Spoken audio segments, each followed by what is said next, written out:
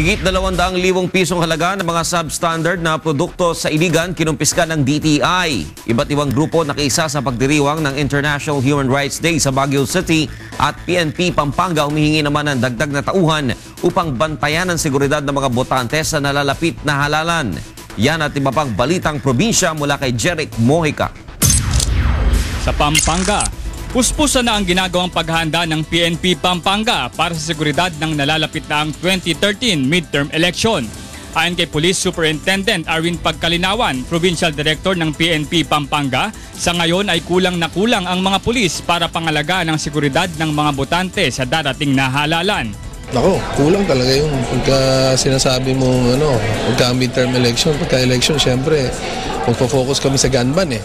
Nasa 1,100 pulis ang nakatalaga sa lalawigan na aniya ay hindi sumasapat para mapanatili ang kapayapaan at kaayusan ng probinsya. Samantala, mas pinaigting ng Land Transportation Office Central Luzon ang kanilang ginagawang inspeksyon sa mga lansangan upang lalong mapababa ang mga kaso ng riding in tandem related case sa mga lalawigan, partikular na sa Pampanga. Operation po kami tungkol sa mga hindi nakarehistro, hindi naka-helmet.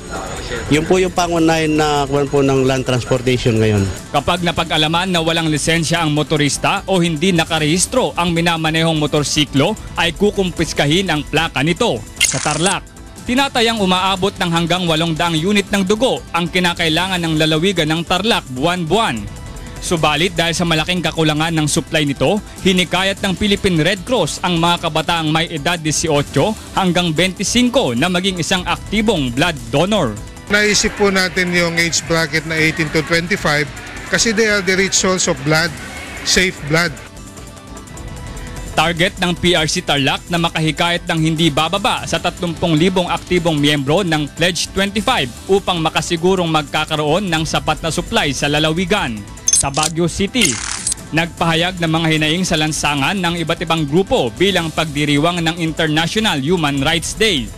Pinangunahan ito ng Cordillera Human Rights Alliance, Anak Bayan, Inabuyog Gabriela, Cordillera People's Alliance, Kilusang Mayo 1, Ornus Kadamay at Regional Ecumenical Council in the Cordillera.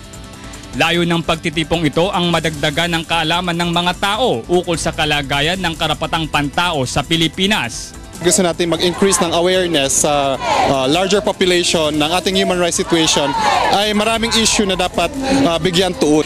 At sa Iligan, mahigit 200,000 pisong halaga ng mga substandard Christmas light at iba pang produktong walang import commodity certificate stickers ang kinumpiska ng Department of Trade and Industry sa ilang mga tindahan sa lungsod. Kasabay nito ay ang paalala ng DTI sa publiko na mag-ingat sa pagbili sa mga produktong walang ICC sticker. For our consuming public, we would like to encourage and to remind them to always look for the import commodity clearance or ICC sticker or the PS mark for locally produced products, especially for those products that are under mandatory. Kasama ang news team sa iba't ibang bahagi ng Pilipinas, Jeric Mojica, UNTV News Worldwide.